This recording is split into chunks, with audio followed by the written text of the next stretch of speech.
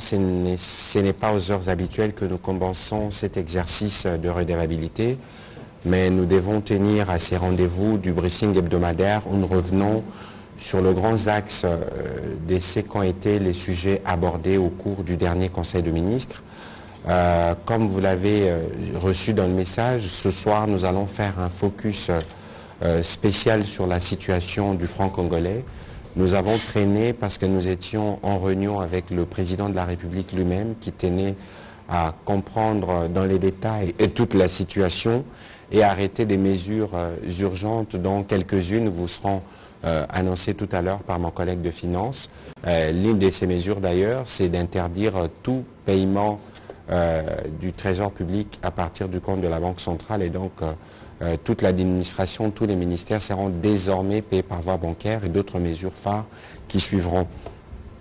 Le Conseil de ministres de vendredi dernier, c'était le premier depuis le décès de la mort de notre collègue Chérubin Okende dans des conditions difficiles. Le Conseil de ministres avait d'ailleurs commencé par une minute de silence qui a été observée à la demande du président de la République. Et dans sa suite, le président de la République, vous l'avez suivi, s'est engagé à suivre personnellement pour que la justice fasse son travail. C'est dans ces temps qu'il en avait fait le point au Conseil de son échange avec le Premier ministre belge à propos notamment de la mort de l'honorable Okende. Et la ministre de la Justice avait déjà saisi les autorités belges juste après le Conseil pour que des experts puissent s'associer au travail qui s'est fait dans cet ordre-là, des enquêtes qui sont donc conduites au niveau du parquet de Kinshasa qui travaille en étroite collaboration avec l'auditorat militaire. Immédiatement après le Conseil de ministres, donc le Premier ministre chef du gouvernement et plusieurs membres du gouvernement se sont rendus au lieu du deuil pour être au chevet de la défunte épouse. Et donc nous continuons de suivre toutes les péripéties, notamment le travail qui s'est fait. Et d'ailleurs, dans le jour qui viennent, le parquet pourra à nouveau communiquer sur les détails de l'enquête. Pour le reste, nous voyons beaucoup de réactions, parfois de comparaisons. On aura peut-être l'occasion de revenir sur l'un ou l'autre point, mais nous considérons que la meilleure manière d'honorer la mémoire de notre collègue d'il y a quelques mois et de notre collègue député, c'est de trouver, où qu'il se trouve, le commanditaire de cet acte ignoble qui a choqué toute la conscience nationale. Au-delà de cette question, évidemment, nous avons parlé des 9e Jeux de la francophonie.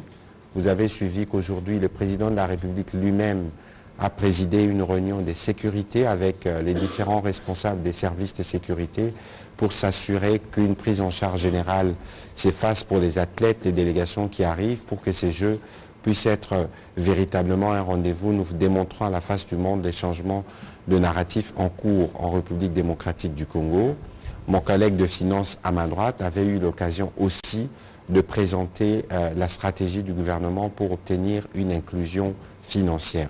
Voilà ce que je peux dire en liminaire de cet échange. Je voudrais donc passer la parole à mon collègue de finances pour qu'il puisse vous brosser les mesures phares qui venaient d'être prises au terme de la réunion tout à l'heure. Il va vous en expliquer les motivations et ensuite il pourra peut-être glisser un mot sur la stratégie de l'inclusion, mais les sujets principaux qu'il développera sera sur le franc congolais. Monsieur le ministre, je vous remercie pour votre disponibilité, en tout cas renouvelée, pour venir encore une nouvelle fois répondre aux questions des professionnels de médias et expliquer les mesures qui ont été prises, notamment pour gérer la question de la surchauffe qui a été observée depuis quelques jours sur le marché d'échange de notre monnaie nationale. Monsieur le ministre, vous avez la parole. Merci bien, chers collègues. Effectivement, c'est la deuxième fois depuis le début de cette année que nous assistons à une surchauffe sur le marché d'échange qui a une implication assez rapide, directe sur le marché des biens et services, donc sur l'inflation. Et donc c'est dans ce contexte que le chef de l'État a tenu tout à l'heure une réunion de crise, si je peux dire, avec plusieurs responsables du gouvernement et du secteur économico-financier pour voir ensemble, faire le point sur les mesures en cours d'adoption ou adoptées. Alors, effectivement, il y a surchauffe à un moment où le pays connaît une situation de réserve de change inédite, bien supérieure à 4 milliards de dollars, peut-être 5 milliards. Et donc, c'est une situation qui est contradictoire. La hausse des réserves de change devrait se traduire par une abondance de devises sur le marché et donc par une accalmie, disons, une stabilité sur le marché de change. On a eu des périodes où les réserves de change étaient beaucoup plus inférieures que cela et il y avait en même temps une certaine stabilité. Alors, qu'est-ce qui se passe? Et il faut réagir. Ce qui se passe, c'est qu'en même temps que les réserves de change se sont accrues, grâce aux résultats de l'économie, mais aussi en partie grâce aux apports du programme avec le FMI, notamment les décaissements d'appui à la balance des paiements.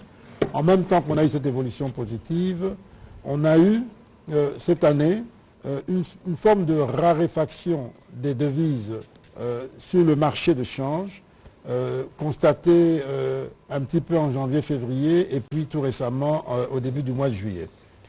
Cette rareté de devises peut avoir plusieurs sources. D'abord, c'est la hausse de la demande de devises. La hausse de la demande de devises qui peut être expliquée par plusieurs phénomènes. Le premier des phénomènes, c'est la tendance économique. Nous avons beaucoup d'investissements en cours. Et qui dit investissement dit importation. Qui dit importation dit besoin de devises. La deuxième, ça peut être lié à l'accroissement des liquidités en francs congolais. Et l'accroissement des liquidités en francs congolais doit être expliqué par l'un ou l'autre mécanisme. Ici, on a une situation où, lorsque l'on fait des paiements en francs congolais, eh bien, la tendance est de reporter, se traduire par une demande supplémentaire sur le marché des changes. Et donc, nous devons trouver rapidement, dans le cadre de la stabilisation, des mesures pour rééquilibrer tout cela.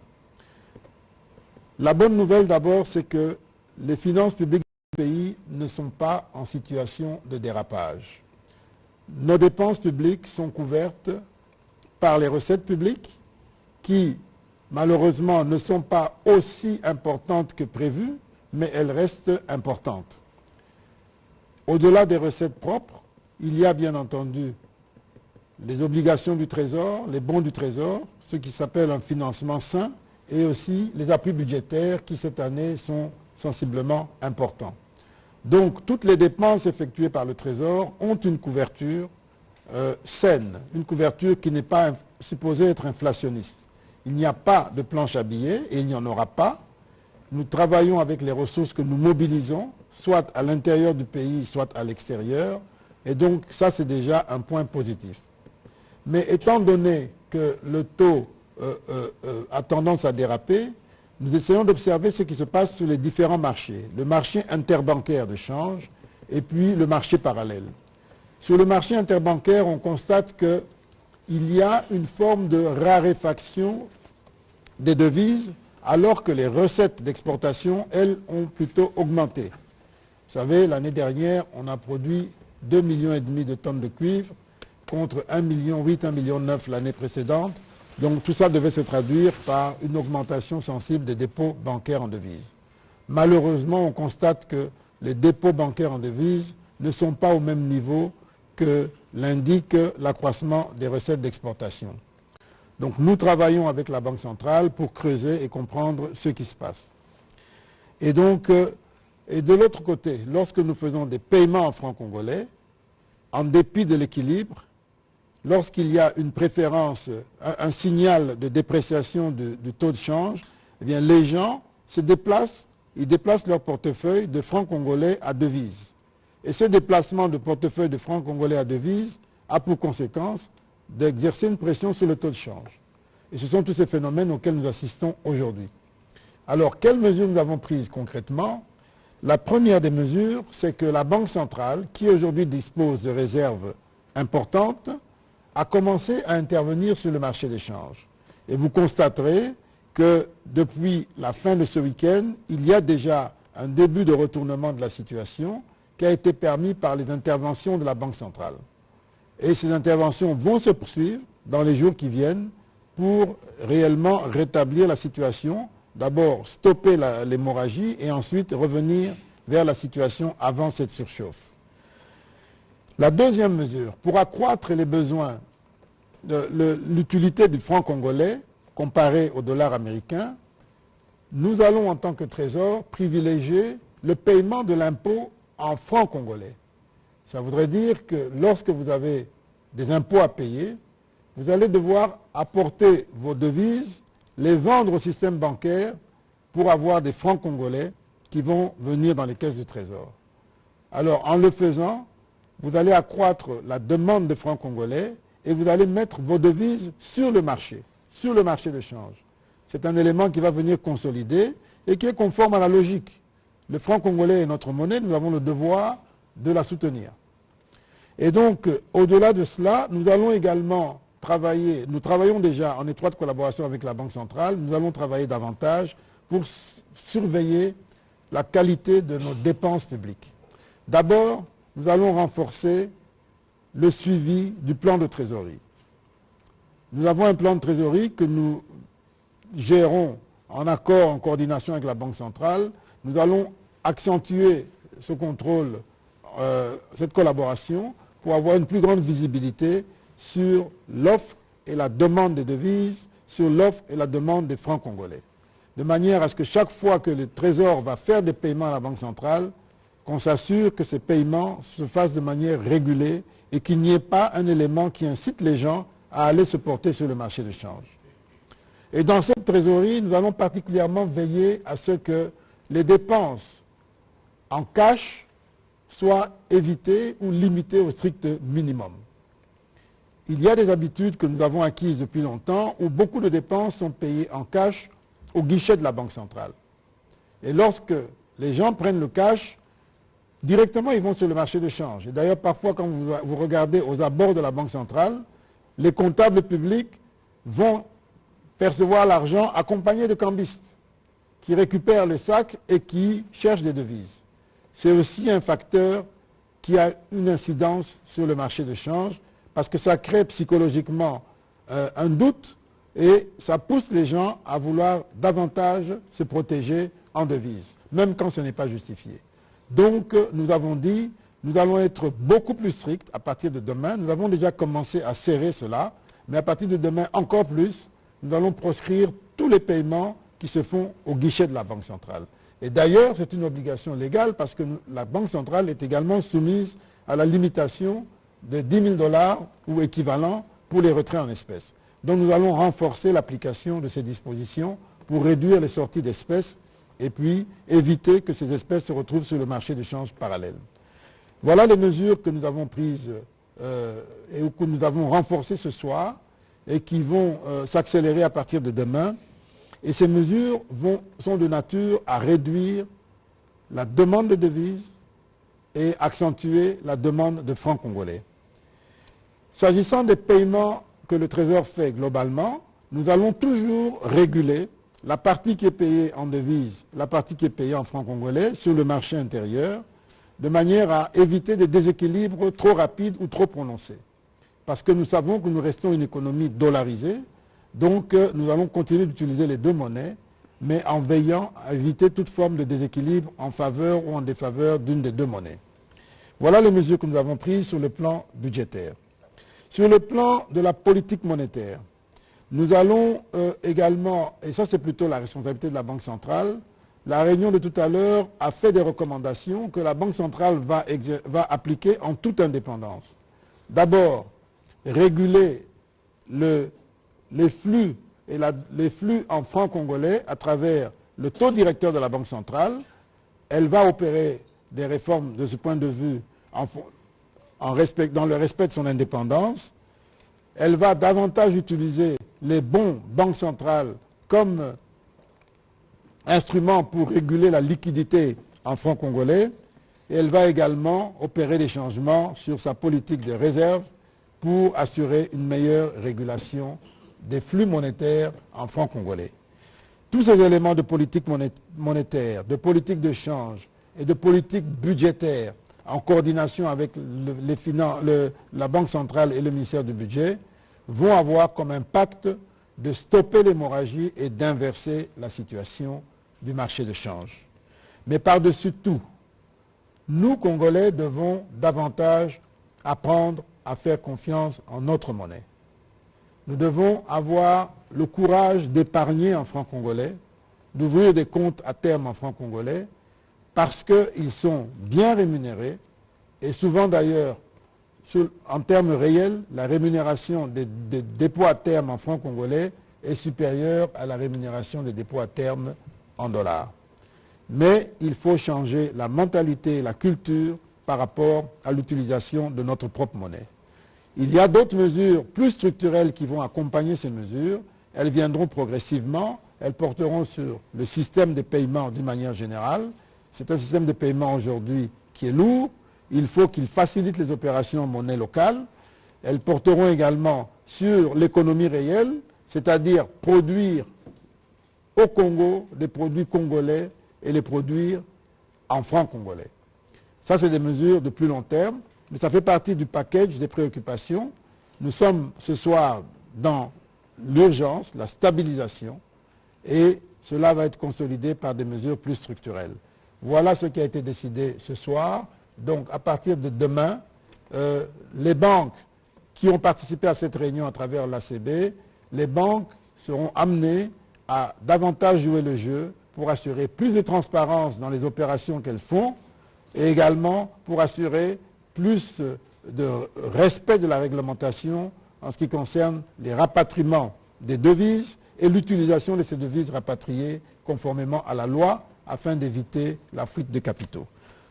Voilà en résumé ce qui a été dit et certainement nous aurons l'occasion de revenir vers vous dans les prochaines semaines pour apprécier ensemble l'évolution de ces mesures et de la situation conjoncturelle.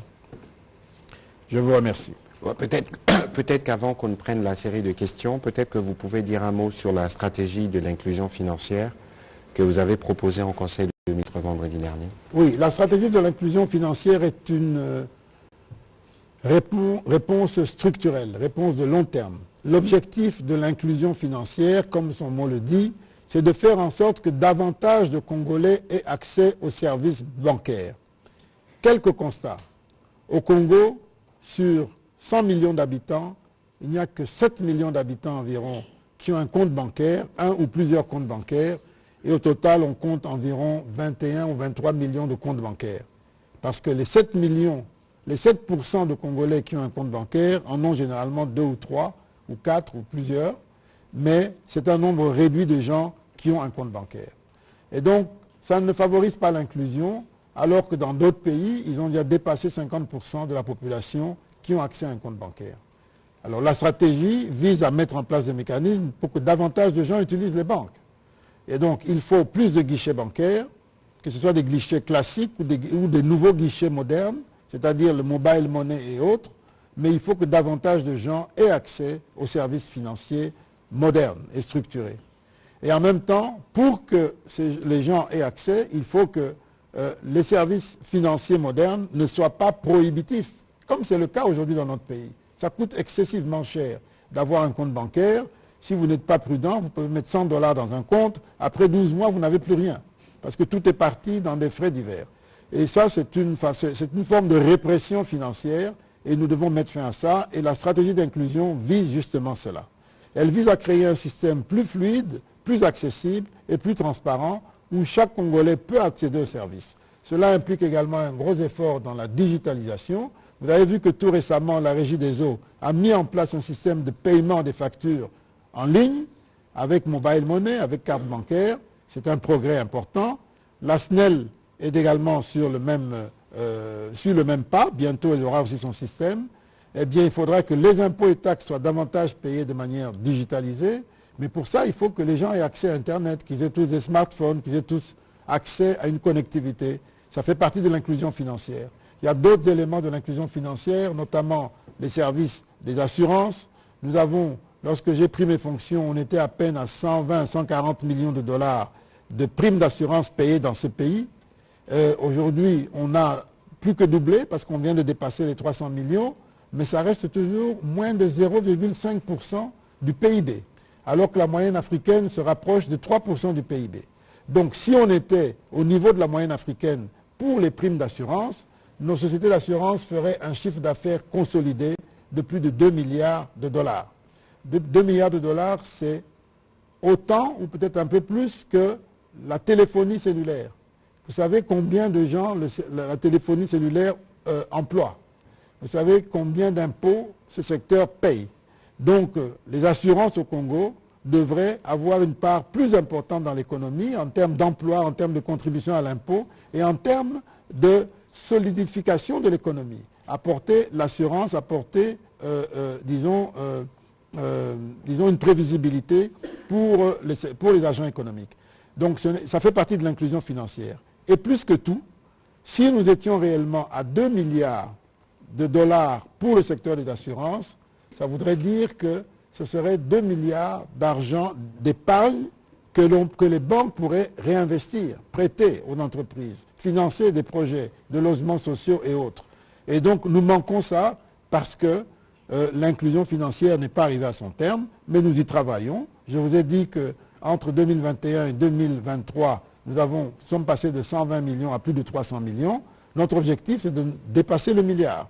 Et normalement, on devrait être au moins à 2 milliards. Et nous travaillons pour traquer la fraude, les gens qui payent des assurances mais à l'étranger sans les déclarer, alors que dans tous les pays au monde, lorsqu'on paye des primes d'assurance, ça doit rester dans le pays et ça doit financer l'économie du pays. Donc, c'est autant d'éléments de la stratégie d'inclusion financière. Il y en a d'autres, mais je ne vais pas les reprendre tous. Tout ça, c'est pour faire en sorte qu'il y ait plus d'offres de crédit à l'économie et que l'économie puisse davantage fonctionner et s'appuyer sur un système financier solide et efficace. Voilà, je m'arrête là. S'il y a d'autres questions, j'y reviendrai. Voilà, Monsieur le Ministre, merci pour vos mots introductifs. On va ouvrir la série des questions pour pouvoir apporter des éléments d'éclaircissement. On va commencer par Romain Sumbula.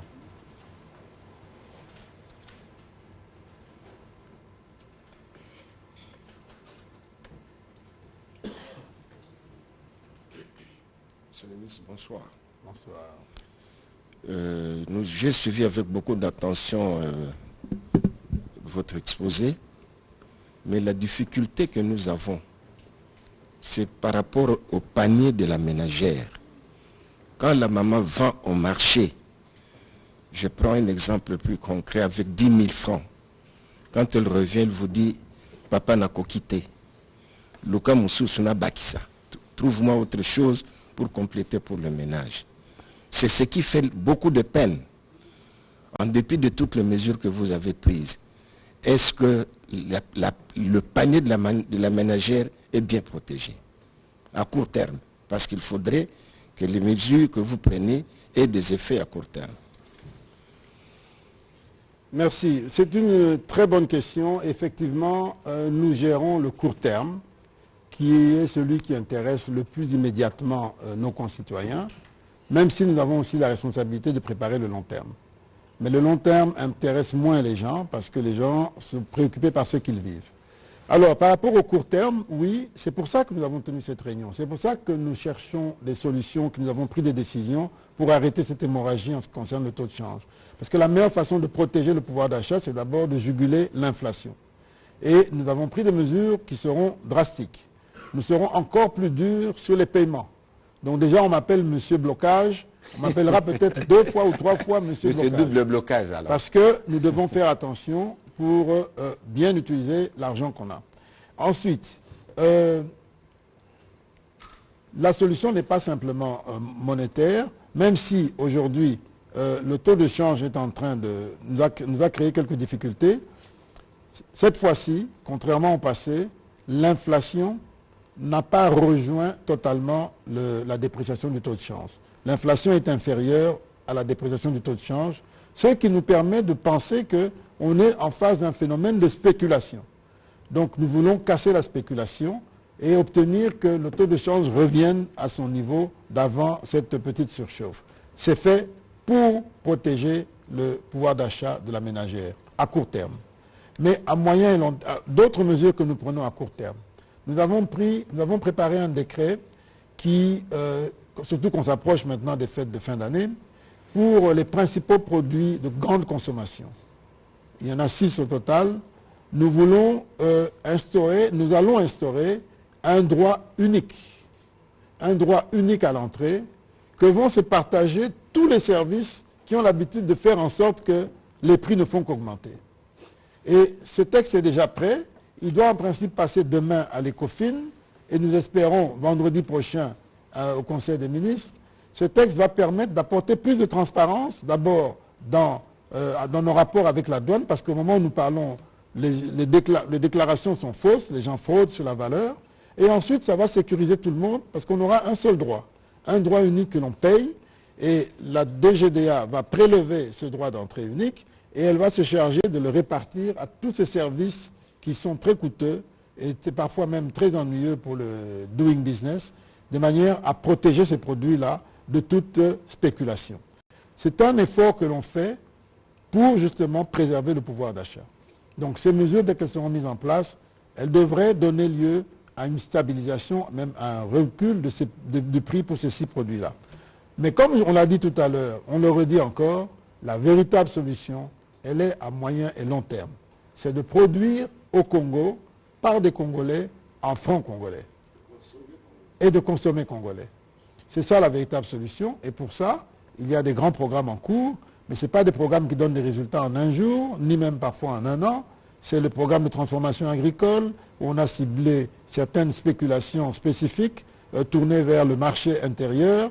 On a un programme de substitution des importations par une production locale à travers les zones agro-industrielles qui sont en cours de construction, Kinmalebo, Ngandajika et autres.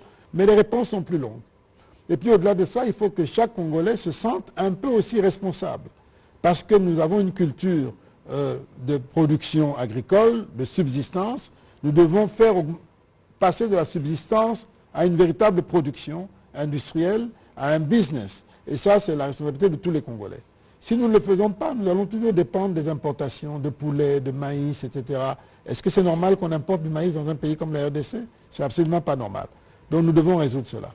Alors pour cela, il faut un engagement de nos hommes d'affaires, mais il faut un accompagnement de l'État pour créer les conditions pour que ce soit possible de faire des affaires. On l'a dit ici il y a quelques semaines, 1 kilomètre de péage coûte $1 en RDC, alors qu'en Zambie, pour $1, c'est 10 km de péage. Donc, les gens vont travailler en Zambie, et puis on vient nous déverser les produits zambiens. Parce que quand on veut le faire chez nous, c'est extrêmement pénible et difficile. Mais malgré tout, il y a quelques initiatives qui se font, et nous les appuyons. Nous venons d'appuyer un gros investissement de $20 millions à une société qui est basée au Katanga pour accroître la production de maïs et réduire la facture d'importation de ce produit. Et ces $20 millions vont être financés par le FPI. C'est des réponses congolaises aux défis congolais. Donc nous travaillons. On n'a malheureusement pas l'occasion de tout dire tous les jours, mais il y a énormément de choses qui se font. Mais nous comprenons la difficulté de nos concitoyens parce que chaque jour est un défi avec les risques d'inflation, avec le niveau de pauvreté qu'il y a dans le pays. Mais je peux aussi vous dire qu'en termes de niveau de vie, de pouvoir d'achat, nous avons, ces 3 dernières années, nous avons multiplié l'enveloppe des rémunérations par 3, globalement. Par 3, alors que l'inflation n'a pas été multipliée par 3. Ça veut dire que quelque part, il y a un petit gain de pouvoir d'achat. Et on a réduit des 12% l'IPR. Voilà, et il y a un gain de pouvoir d'achat, même si maintenant il est un peu secoué par la surchauffe, mais globalement, il y a un gain de pouvoir d'achat. Nous voulons le préserver. Voilà pourquoi nous prenons ces mesures drastiques pour mettre fin à cette situation. Voilà, on va prendre la question de Jordan Maïnikini.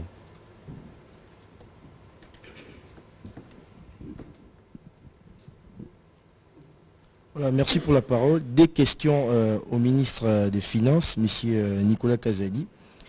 Alors la première, c'est déjà, depuis le début de l'année, la Banque centrale a déjà injecté sur les marchés d'échange plus de $100 millions, alors que vous venez de dire que nous avons un matériel financier de plus de 4 milliards, vous avez même dit 5 milliards des réserves d'échange. Alors la question que je me pose, pourquoi on n'injecte pas ces devises sur terrain pour que ça soit utilisé. Et puis une autre question, qu'est-ce qui empêche, monsieur le ministre, les gouvernements congolais à obliger les cambistes congolais d'avoir des bureaux d'échange comme nous voyons dans d'autres pays du monde? Parce qu'ici, c'est tout le monde qui prend sa craie et puis écrit son taux comme bon lui semble. Alors, j'aimerais que vous puissiez nous expliquer ce qui justifie. Ce sont de très bonnes questions, excellentes questions. La première, pourquoi on n'utilise pas nos réserves pour stabiliser le taux? C'est ce qu'on est en train de faire. Seulement, il faut être très prudent. Parce que si on ne touche pas suffisamment les causes structurelles de la dépréciation du taux de change, on court le risque de brûler toutes nos réserves sans nécessairement atteindre les résultats. Ou l'atteindre de manière momentanée et puis la situation reprend et vous n'avez plus de réserves. Donc il faut le faire avec beaucoup de prudence et de sagesse. Et pour ça, il faut identifier les causes structurelles et jouer sur ces causes structurelles-là. À ce moment-là, l'intervention a du sens. Parce qu'elle est ponctuelle, elle est là pour rétablir et puis la vie continue. Mais si on le fait aveuglément, en laissant de côté les causes structurelles, eh bien on va le faire pendant un temps, mais limité. Et même nos 5 milliards vont disparaître en quelques semaines et puis on n'aura plus rien. Voilà pourquoi on le fait avec beaucoup de prudence. Et c'est ce qu'on fait, c'est la raison des réunions que nous tenons tous les jours. On en a eu plusieurs et la dernière ce soir avec le chef de l'État, c'était justement pour faire la synthèse de toutes les réunions qui ont précédé et puis faire le point des décisions qui ont été prises ou qui sont en train d'être prises. Donc voilà un petit peu la question. Pour ce qui est des cambistes, oui, le marché parallèle est un marché extrêmement difficile parce qu'il n'est pas maîtrisable. Alors, normalement, les bureaux de change sont censés être enregistrés à la Banque centrale, mais beaucoup ne le sont pas. Et normalement, si vous n'êtes pas enregistré directement à la Banque centrale, vous devez travailler sous le couvert d'un bureau qui est enregistré. Donc le contrôle des bureaux de change est un petit peu problématique. C'est l'histoire de ce pays où tout est quasiment informel et dans la rue. Et c'est un défi que nous avons. Et en même temps, ces bureaux de change ne sont pas soumis à la limitation dans la mobilisation d'espèces. La limitation de 10 000 $. Ils peuvent brasser des milliers de dollars, des millions de dollars. Ils ont cette spécificité-là. Et donc ça devient une aubaine où les opérations se déplacent du secteur formel avec les banques vers les bureaux de change qui permet un peu ce genre de transaction. Et donc c'est toutes ces questions qu'on a examinées encore ce soir. Et donc comme j'ai dit l'essentiel des mesures, mais la question des bureaux de change est également à l'examen.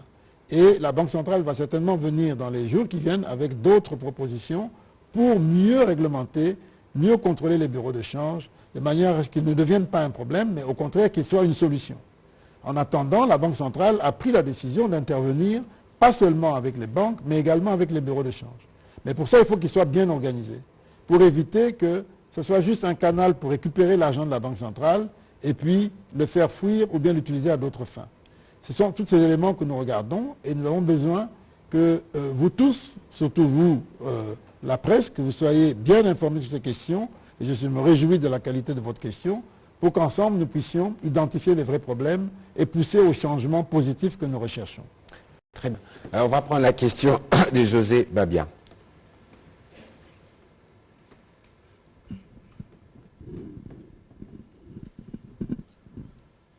Merci pour la parole. Monsieur le ministre Patrick Mouyaya, une question d'actualité. Je reviens, c'est à propos du décès du député national Chérubin Okende. Monsieur le ministre, d'aucuns pensent que cet assassinat est similaire à celui de Floribert Chebeya pour l'attribuer au gouvernement ou au régime actuel. Quelle est votre réaction? Écoutez, depuis l'annonce de ces tristes nouvelles, nous, comme gouvernement, notre devoir principal, c'est d'assurer la sécurité des Congolais.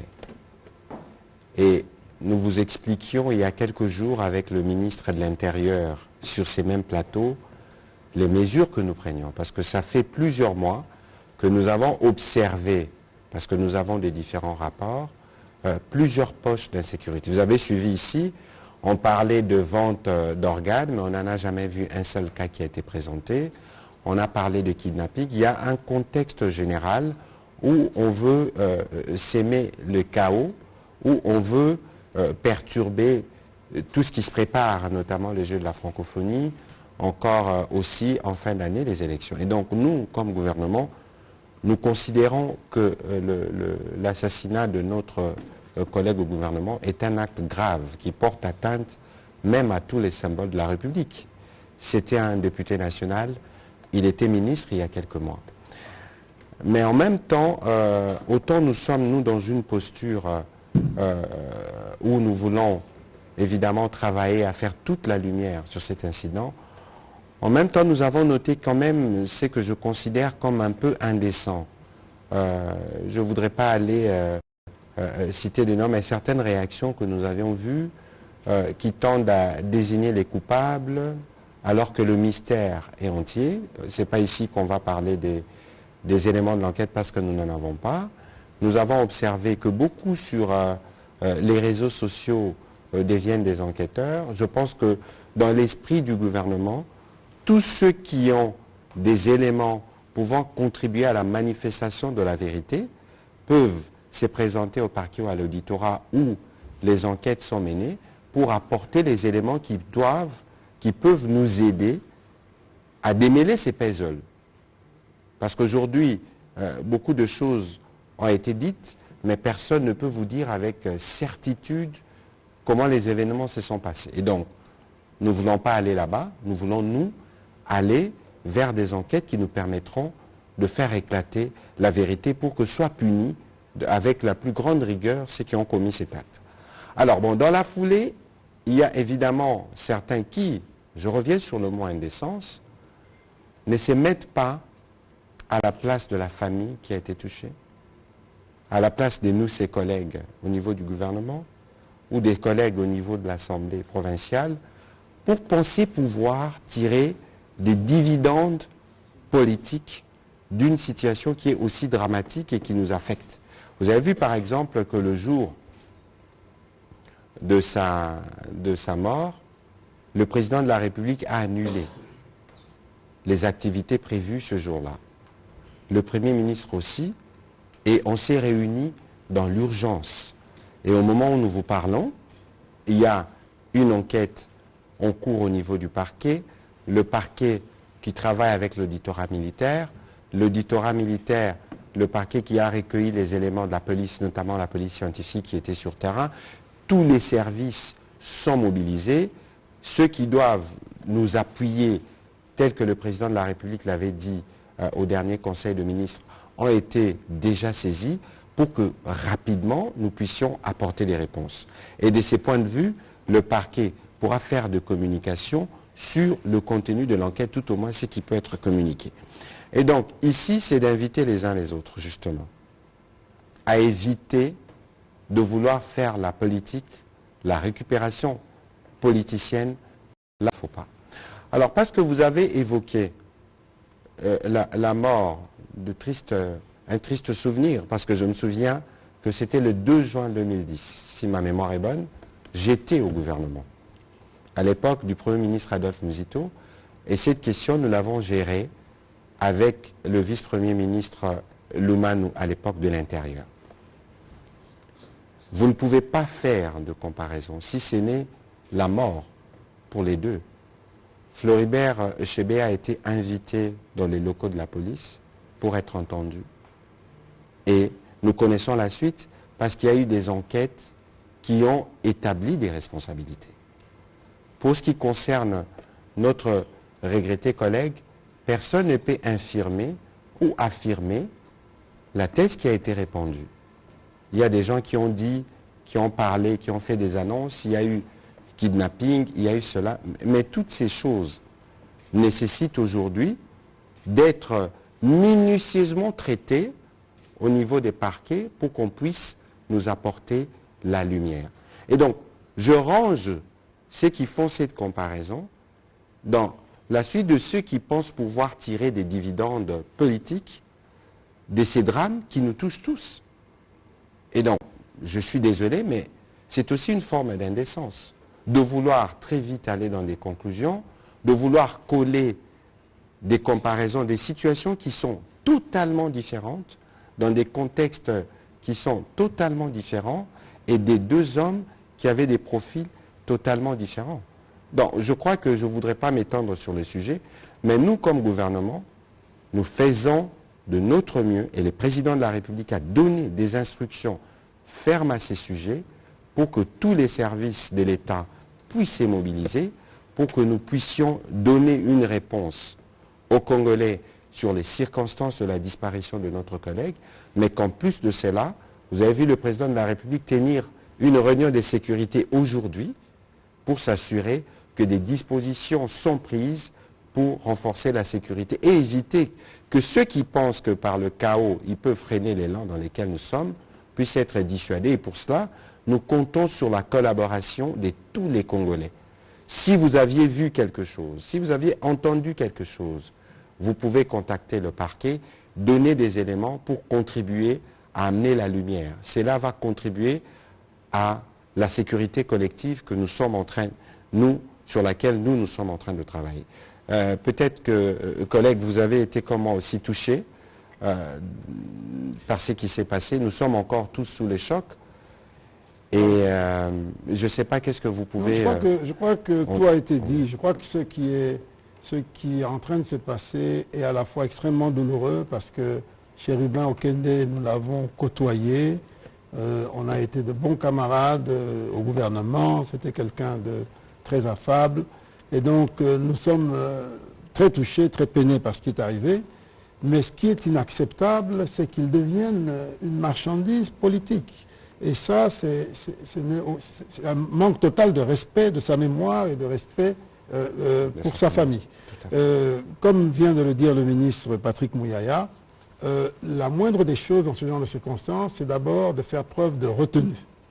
De retenue, c'est un temps de recueillement, un temps de deuil, et ce n'est pas de se lancer dans des accusations farfelues et politiciennes, qui d'ailleurs souvent essayent de cacher les véritables responsabilités. Vous savez, dans nos familles, parfois celui qui pleure le plus, quand on va gratter Yendendoki, tout ça, mais Yentazarol et la Mingi, c'est des choses qu'on connaît, mais bon, bref, je n'entre pas là-dedans. Je trouve simplement que c'est abject et ça n'honore pas notre pays. Ça n'honore pas notre pays. Ce qui est en train de se passer, comme l'a dit Patrick Mouyaya, c'est une tentative d'installer le chaos, c'est la stratégie du chaos. Cette stratégie du chaos, ce n'est pas un phénomène nouveau. Regardons dans notre histoire. Regardons depuis d'où nous venons. Regardons ce qui s'est passé en 2018. Pourquoi il y a eu cette divergence à Genève entre ceux qui voulaient le chaos, machine par machine à voter, et celui qui a dit si on n'arrive pas à empêcher la machine à voter, on va aux élections. Eh bien, on les connaît. C'était la stratégie du chaos que nous n'avons pas voulu suivre, que notre leader n'a pas voulu suivre. Allons plus loin. 96-97, conférence nationale, on s'approche des élections. On n'a jamais été aussi proche des élections pendant cette transition. Cette stratégie du chaos venue du Rwanda, nous savons ce que ça a donné. Ça nous a amené, ça nous a fait faire les 40 ans de désert alors qu'on était à 11 jours de la terre promise. Eh bien, allons plus loin. En 61, 30 juin, indépendance, mois de juillet, stratégie du chaos. C'est la même histoire. Sauf que les acteurs de cette stratégie du chaos se déplacent, ils se rapprochent de plus en plus de nous, mais c'est exactement la même stratégie.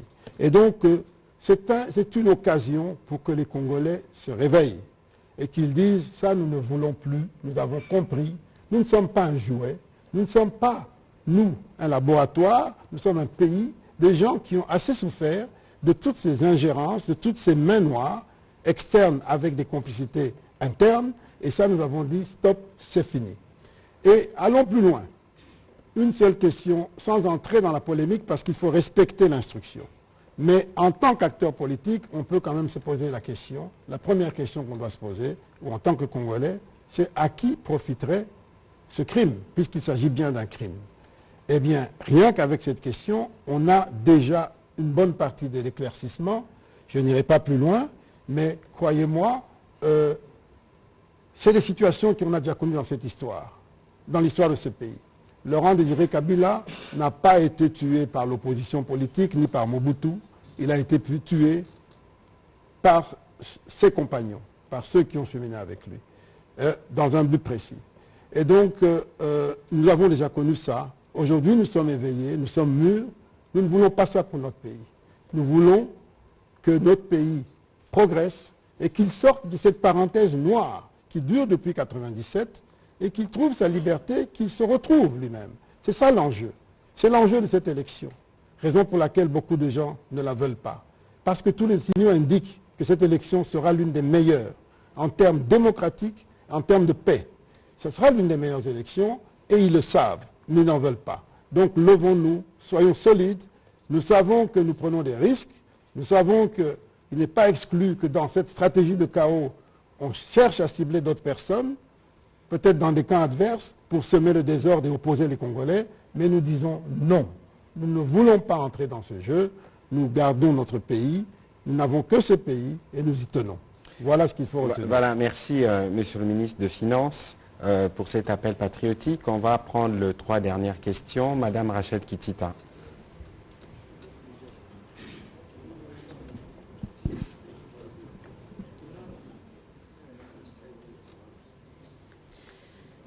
Merci beaucoup, Monsieur le ministre. Porte-parole du gouvernement pour la parole. Une toute petite question. Alors, en rapport avec l'insécurité dans la ville de Kinshasa, les Kinois pensent que sur terrain, concrètement, rien n'est fait finalement pour dissuader les kidnappeurs et tous les Koulouna. Il y a près de 2 semaines, à Kinshasa, le gouvernement provincial s'était réuni. On a parlé d'organisation des checkpoints, mais également des contrôles des patrouilles mixtes. Qu'en est-il? Est-ce qu'au niveau du gouvernement central, on a évoqué cette question? Qu'en est-il finalement pour qu'on sente que la police est réellement dans les trousses de ceux qui orchestrent l'ordre, le trouble public à Kinshasa? Madame Rachel, j'ai noté votre absence au dernier briefing avec le vice-premier ministre, ministre de l'Intérieur. Parce que s'il était ici, c'était justement pour aborder des sujets. Moi, j'habite Bandal. Il y a 2-3 semaines, je me suis réveillé. Le quartier Makelele, juste à côté de ma résidence, était bouclé par les éléments de l'armée et de la police qui faisaient des opérations. Vous avez suivi qu'il y a quelques jours, on a présenté un réseau des kidnappeurs. On les a identifiés. Il y a eu un procès. Vous avez suivi que bien avant, on en a présenté par milliers au stade de Martyrs. La sécurité absolue n'existe pas. Dans aucune ville du monde, vous avez des cas des zéro criminalité. C'est pour vous dire simplement que nous avons pris la pleine mesure du sujet. Et que si aujourd'hui, le président de la République lui-même s'est à nouveau réuni, parce qu'en Conseil de ministres, nous faisons toujours 2 points sur la situation sécuritaire. Et d'ailleurs, si vous lisez les comptes rendus, le premier qui prend la parole, après le Premier ministre et le Président de la République, c'est le ministre de l'Intérieur qui fait les points de la situation sécuritaire. Et donc ici, comme mon collègue le disait tout à l'heure, il y a des tentatives malveillantes. Je vous donne un exemple. Qui n'a pas vu cette image circuler où on disait de Kinshasa que Kinshasa était invivable? Qui n'a pas vu, vous avez suivi sur ces plateaux le docteur Olen expliquer ce qu'il faut avoir comme appareillage pour arriver à mettre en place un système de trafic d'organes. Et donc il y a aussi une volonté qui est doublée par les réseaux sociaux. Nous savons parfois d'où ça vient, et la manière dont ils opèrent, mais qui trouvent un relais dans la communauté locale pour faire passer ces climats de psychose ou d'insécurité. Et donc nous, comme gouvernement, nous travaillerons tous les jours, sans relâche, pour que la sécurité de tout le monde puisse être assurée. Des mesures ont été prises. On a parlé de checkpoint, on a parlé des bouclages, etc. C'est des mesures qui sont en cours et la police qui, à sa manière, communique aussi, pourra communiquer dans les détails ce qui a été convenu à ces propos. On va prendre la question de Paul Matendo.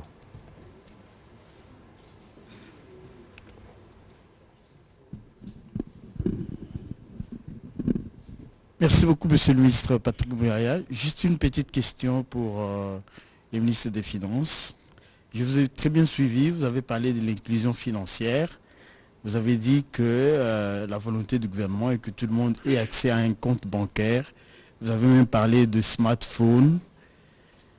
Du coup, je me pose la question de savoir, est-ce que vous parlez des centres urbains, c'est-à-dire Kinshasa, Lubumbashi, Kikwit, Matadi, Kenge, où on connaît ce qu'on appelle les smartphones. Mais quand vous allez dans la profondeur de ce pays, il y a des parents qui n'ont jamais vu un téléphone. Comment vous faites pour que ces parents aient accès à un compte bancaire. Quelle est la stratégie mise en place par le gouvernement pour que tout le monde, pour que cette inclusion financière soit quelque chose d'effectif? Merci. Effectif. Eh bien, c'est un processus. Très bonne question, mais c'est un processus. À l'heure actuelle, nous avons plus de 43 millions, je crois, de détenteurs de téléphones mobiles. Et donc, ces téléphones, qu'ils soient smartphones ou pas, permettent de faire des opérations financières grâce à cet appareil. Et donc, on est dans un progrès. Et il faut à la fois qu'il y ait accès à Internet et puis accès au téléphone. Eh bien, nous n'avons pas toujours eu 43 millions, on avait beaucoup moins il y a longtemps. Et donc, ça évolue. Ce qu'il faut, c'est poursuivre et tout faire pour que la connectivité soit partout où elle est. C'est l'inclusion numérique. Et puis que l'accès au téléphone soit de plus en plus démocratique. Et toutes les politiques que nous faisons vont dans ce sens-là. Et donc, nous progressons. Nous travaillons beaucoup avec les compagnies de téléphonie cellulaire parce qu'aujourd'hui, c'est eux, c'est le secteur privé qui porte cette inclusion numérique, et avec le système financier aussi. Aujourd'hui, avoir des guichets bancaires à l'intérieur du pays est extrêmement coûteux, donc eux également ont un grand intérêt à développer la présence du numérique. Chaque jour, je reçois dans mon bureau des compagnies de téléphonie cellulaire qui viennent me poser leurs problèmes et qui viennent demander notre appui, notre assistance, parce qu'ils veulent développer des nouveaux points d'accès au téléphone, à Internet. Et nous les accompagnons avec une grande attention, parce que l'inclusion numérique est une priorité du chef de l'État, une priorité pour le pays. Et donc, c'est un peu ce qui est en train d'être fait. Et tout ça est en train d'apporter le changement. Ce dont il est question maintenant, c'est d'accélérer ce changement parce que quand ça ne va pas assez vite, même quand ça progresse, on a l'impression que ça ne progresse pas ou que ça recule. Alors, il faut donc accélérer. Voilà, on va terminer avec les questions d'Éric Izami et Serge Tseka. Bon, Gilbert, avancez. Comme ça, vous allez poser votre question. Merci. Merci pour la parole, Monsieur le ministre. On les prend en série, s'il vous plaît. Nous aurons, je crois qu'on pourra avoir un briefing demain au stade de Martyrs pour parler francophonie.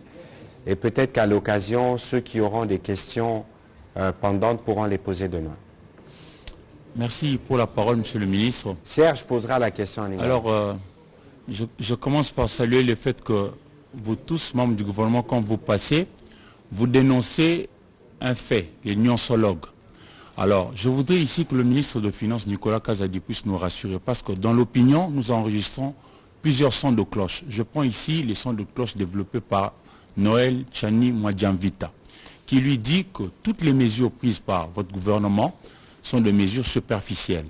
Mais ici, vous nous avez dit que dès demain, toutes les mesures prises seront davantage d'application. Alors la question c'est, vous-même en tant que ministre de Finances, parce que vous n'êtes pas le seul, il y aura la Banque centrale et les autres pans de la société qui vont prendre des décisions, vous serez satisfait lorsque le dollar américain vaudra combien de francs congolais? Prenons d'ici jusqu'à décembre. Première question. Et vous avez aussi dit quelque chose d'important, vous avez dit qu'il y a des gens qui prêchent un peu le chaos. Vous n'avez pas tort. Nous voyons les uns les autres. Mais vous qui voulez ces élections, je prends ici le cas du 30 juin 2023, quand nous fêtions notre indépendance, 63e. Nous avions entendu le micro à M. Adolphe Mozito Mfomonti, qui lui était reçu par le président de la CENI. À l'issue de leur rencontre, ils nous ont dit que ça fait 8 mois que la CENI n'avait pas reçu de l'argent. Qu'est-ce que vous allez dire à propos? Non, je commence par la CENI. Je ne sais pas si ce que vous dites a été dit, mais ce que j'ai dit et ce que j'ai redit, c'est que nous avons un budget de 360 millions ou 380. Donc nous avons déjà dépassé la moitié du budget. Nous sommes à peine au mois de juillet. Ça, c'est la réalité. Ça, au moins, je peux vous le confirmer. Et l'objectif, c'est que à la fin du mois de juillet, que nous soyons au moins à 460 millions. À la fin du mois de juillet. Et puis, le reste, on va étaler. Nous avons accéléré. Rien que pour le mois de juillet, nous avons payé 200 millions de dollars à la CENI. En dollars, pour lui permettre de faire face aux commandes, aux dernières grosses commandes, parce que nous sommes dans la dernière ligne droite. Donc, pour ceux qui sont encore distraits, eh bien, laissez-les dans leur distraction, mais ils n'auront qu'à s'en prendre à eux-mêmes. Le train est définitivement parti. Les moyens sont mis à disposition, comme je vous le dis. Nous sommes à mi-parcours pour l'année 2023 et nous avons déjà dépassé la moitié des allocations pour l'année. Donc, Ce que vous dites là ne correspond pas à la réalité. Pour ce qui est du caractère superficiel des mesures, bon, Noël Tchani a le droit de dire ce qu'il veut. C'est un, comment dirais-je, c'est un activiste, si je peux dire. Un Congolais qui a droit. Un Congolais, de père et de mère d'ailleurs, qui est un peu activiste dans son domaine et dans son genre. Donc je ne veux pas entrer dans des polémiques inutiles, mais nous essayons de travailler. S'il a une expertise à apporter, il est le bienvenu pour qu'on discute sereinement, mais pas pour faire la polémique politicienne à la congolaise. Non, c'est pour apporter des solutions au pays. Il a le droit d'apporter sa voix au chapitre. Voilà, c'est tout ce que je peux dire. Maintenant, les mesures que nous avons prises, il y a des mesures d'urgence, parfois même d'extrême urgence, il y a des mesures de moyen et long terme. Toutes ces mesures, nous savons ce que nous devons faire. Et nous sommes en train de faire ce que nous pouvons faire les unes après les autres. Mais ce n'est pas une personne qui va tout résoudre, c'est un système, il faut entraîner tout le monde, que chacun joue sa partition, que le discours, la vision et l'approche soient les plus clairs possibles pour que chacun comprenne ce qu'on attend de lui. Et puis, lorsqu'on prend des mesures, on se retrouve après une étape pour vérifier est-ce que ça avance bien, s'il y a des choses à corriger, on les corrige. On ne fait pas de la politique économique dans l'orgueil, en pensant qu'on sait tout et qu'on a toujours raison. La politique économique, elle est expérimentale.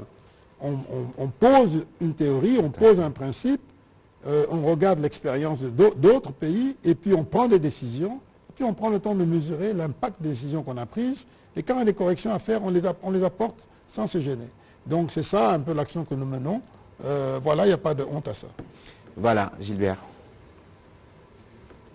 Merci, Excellence. J'ai une petite question pour le porte-parole du gouvernement. Excellence, de massacres en cours dans le territoire occupé par des terroristes du M23, où en sommes-nous avec les livres blancs et quel impact sur terrain? Bon, écoutez, on a suivi hier le communiqué de l'armée qui dénonçait les massacres à Bukambo, commis par... Excusez-moi, Patrick, Je vous en prie. un point que notre frère a posé, je n'ai pas répondu. Quel est l'objectif à fin décembre? Alors, ce que je peux dire, nous allons revenir régulièrement pour parler des évolutions. Mais pour ce qui est de l'objectif du taux de change, au moment où nous parlons, la Banque centrale a mis des devises sur le marché qu'elle cède à 2300. Et donc, c'est implicitement un objectif à court terme. Mais après, on peut encore continuer de descendre selon le cas. Donc, voilà un petit peu la situation. Mais à très court terme, voilà le prix de vente du dollar américain mis à disposition du marché par la Banque centrale dans l'esprit de stabiliser et de faire reculer le taux. Voilà. Oui, je disais donc, nous continuons de suivre de près la situation dans l'Est de la RDC. Et vous savez que le vice-premier ministre de la Défense y a séjourné il y a quelques jours, notamment pour superviser les travaux sur le site de précantonnement de Rumangabo, où presque tous les dispositifs ont été mis en place. Il restait un travail de voirie sur 3 ou 5 kilomètres pour en faciliter l'accès. Hier, vous avez lu, comme moi, le communiqué de l'armée. Et d'ailleurs, j'en discutais ce matin avec le général Ekenge sur le massacre qu'il y a eu dans le territoire de Rutshuru. Nous connaissons les méthodes du M23, des terroristes du M23 et de leurs supplétifs rwandais. Mais nous savons que nous sommes engagés dans un processus qui va donner du résultat. Le processus diplomatique prend du temps, mais nous faisons des pas. Et parallèlement à cela, et ça il ne faut pas qu'on l'oublie, que nous assurons en même temps la montée en puissance de nos forces armées. Peut-être que dans une autre occasion, nous pourrons en parler davantage, parce que nous savons que de l'autre côté, il y a des velléités. Des velléités de dire que la République démocratique du Congo préparerait avec les FDLR, parce que c'est la chanson depuis autant d'années, des essais de s'aimer la terreur ou d'amener la guerre chez les autres. Mais si on y contraint, peut-être qu'on y arrivera un jour. Mais ici,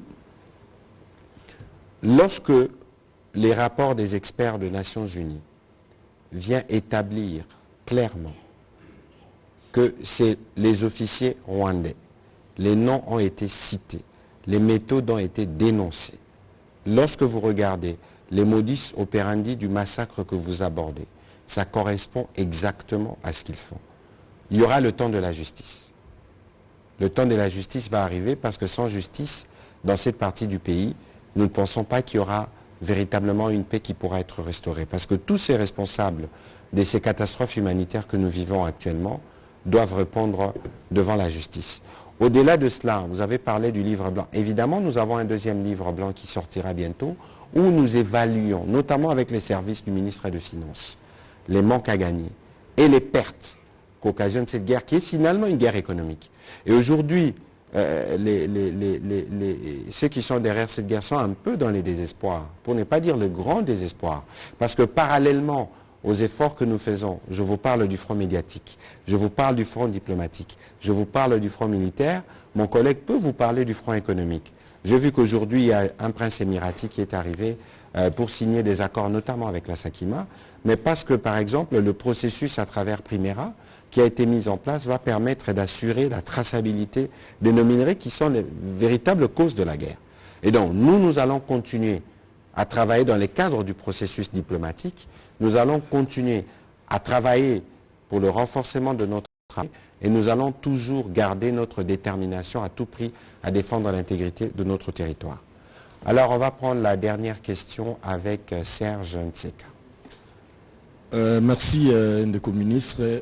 Ndeko ministre des Finances. Mokonza Mboka, Tata Mokonza Ekolo, tant aux qui beaucoup de slogan et à qui le peuple d'abord. Les lots face à d'évaluation, il y a franc congolais, bateau, bazokanisa que même effort bosali pour nakubakisa salaire, mieux se dilué parce qu'ils ont représenté l'issue et le côté, sans compter que sur le marché de Kwatuna Kiawa, bateau Kokasuko Somma Bilo côté.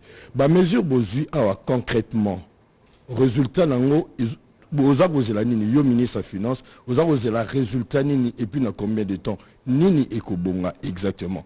Surtout que ce total IP, 80% économie na bisoneti na Kinshasa, ils en informels, mesure moroté pour nako, encadrer système monnaie, ça bien que beaucoup côté à inclusivité bancaire. Mais, jusque quand vous allez jouer à la police, pour nako lukako, encadrer, babilo kouana, très important, population les a causé là. Et puis, ami balé, batoualobi, Netika blocage de continuer parce que malgré la promesse au salut na ba structure mususu pour na ba fonctionnement na bango ba frère ba réfugiés na Kwamutu ozo libérer karaté, qu'est-ce qui se passe ndeko ministre? Mais voilà banana no ya suko lobby wana. D'abord, il y a un peu de problème. Pour te futa ba mise à disposition de fonds soi-disant pour na ko futa ba sinistré à gauche à droite. Mais tu dois constater que parfois mbongo wana nandenge bimaki na basak nango ils vont se retrouver dans ba bureau d'échange. Donc on m'a dit que il faut tout l'andela bien. Il y a un tolobi que sikoyo même mbongo va sinistrer bandole kana banque. Bandole kana banque ba ko débrouiller ba pesa bango ba chèque ba ko ba luka ba mutna mutazo akine ko encaisser chèque na ye. Peut-être kamote to luka moyen. To luka moyen puisque salaire est tout à maper kunat. Donc to luka moyen mais ceux qui te savent ngwana te au boulot. Au moins, parfois, la moitié du miawa est un marché d'échange, la moitié est un année. C'est ce qu'il fallait qu'il y ait. Donc, nous sommes venus de tout ordre, justement pour calmer la situation. Il y a dollars, dengue et zomata. Alors, aujourd'hui, je suis belé. Dans ma campagne, il y a Siko, il y a Lelo, dans ma campagne, il y a moins de temps pour les bonga. Il y a dans le bas qui est tout ça, des mesures structurelles, inclusion financière, tout ça, ma campagne belé. Dans la mesure conjoncturelle. Surtout, ça nous signe tout le monde a clarté. Tout ça, on a souci à calmer le taux de change. Dans le lobby, il y a une banque centrale et Tchembongo pour Ekita et Zonga. Ce qui est Zongi, moi qui m'y ai causé là. Si on a le lobby que la mesure, tout ça qui est libre, le salaire, impact nango et Koufi. Et Koufi nanouté, et diminué à solo. Mais Koufi nanouté. L'année passée, en moyenne, le qui va salaire, il y a 45% en moyenne. Mais awa, taux de change est mati 20%. À nous. Et le taux d'inflation, est comme 20%, tu on a 13%. Donc, toujours on bien, mais c'est vrai que ça souci. Pour moi, il y a un salaire, égalité. Si tu as un baby signal sur l'inflation et l'augmentation de casse. Donc, tu es obligé de faire un taux de change. Tu as une solution. Il faut que le taux de change soit pour que le salaire ait une valeur. Ce qui est que tu as conscience, bake kobebisa yango mpe bamoneli yango mpasi te bake kobebisa yango yango na marché d'échange babebiseli mboka mobimba tokondima yango te yango wana ifo tozala ekenge tozala mwa sérieux na bino mpe so bomoni eloko ya mabe ezosala boloba yango comme ça toluka moyen tokanga bahabitude wana ya mabe nayebi te so na lobi nyonso nabosani eloko moko non oyanoli na mituna nyonso. Merci. Monsieur le ministre, je vous remercie pour vous être prêté à cet exercice. Merci aux professionnels de médias qui sont restés tard pour... Mais là, on a l'obité, puisque dans qui moi Suka, Nakamoto lobby on a la stratégie du chaos, et dans la moto ya mingi. Il faut voir que tout dans un moment moko na histoire ya mboka, oazali mokonzi ya mboka auti na famille politique moko et yebi lutte politique pacifique depuis kala. Ba misusu o ba bengami opposition to nini bazala kande makasi soit na violence po ba yaki na violence ba mema bitumba o to bima to bunda soit na manipulation bazape makasi na manipulation biso kutu mketo yebi angote eloko za noir ba comme si en blanc eloko za blanc ba comme si en noir donc photo dans les kenge to fungola miso. Voilà. Merci beaucoup, Monsieur le ministre des Finances. Effectivement, cette interpellation vaut la peine parce que la démocratie doit être consolidée et parce qu'on ne peut pas laisser la psychose prendre place à Kinshasa. Nous avons été heureux samedi de lancer le caravane qui permet aujourd'hui de faire une campagne d'appropriation de jeux de la francophonie. J'espère que demain, nous allons confirmer le programme pour que vous puissiez vous-même, Monsieur le ministre, on ne vous a pas posé la question ce soir, peut-être qu'on vous la posera. On m'a posé la question de savoir combien coûtent les jeux. Alors, j'ai dit évidemment qu'à la fin, c'est vous qui répondrez parce que vous avez tous les chiffres et ce ne sera pas ce soir. Mais il y a... On fera un livre blanc. On fera un livre blanc. Mais il y a quelque chose d'important que tout le monde doit noter avec ces jeux. D'abord, pour nous, c'est les jeux de l'espoir. Donc, malgré toutes les difficultés que nous allons démontrer, en tout cas à la face du monde, notre capacité d'accueil. La deuxième chose, c'est ce qu'on appelle en anglais legacy. Depuis 1960, on n'a pas autant construit des infrastructures sportives. Ça veut dire que les Jeux vont durer 10 jours. Moi, je suis mécène de la Fédération de basket. Nous négocions avec les lycées français pour avoir accès au terrain de l'école couvert pour permettre à l'équipe nationale de s'entraîner. Mais aujourd'hui, l'équipe nationale va disposer, je ne parle même pas de l'aréna qui est déjà en cours de construction, mais va disposer des infrastructures sportives. J'ai rencontré un joueur qui me dit « j'ai envie de retourner à l'équipe nationale parce que les infrastructures, ça nous motive ». Ce n'est pas seulement cela, mais c'est des infrastructures qui vont permettre d'assurer les logements. Nos étudiants, après le départ des athlètes, pourront bénéficier des homes modernes, totalement rénovés. Il n'y a pas de prix, justement, lorsqu'on donne une réponse à des problèmes des jeunes. Donc, au-delà de tout, les Jeux passeront, mais Kinshasa pourra accueillir de grandes compétitions sportives pour toutes les disciplines concernées. Et ce sera une preuve du changement de narratif, une preuve que nous, avec le président Tshisekedi, nous replaçons les fondations de la RDC sur tous les domaines. Voilà, Monsieur le ministre. Merci de votre participation et à la prochaine. Merci à vous, mesdames et messieurs. Merci.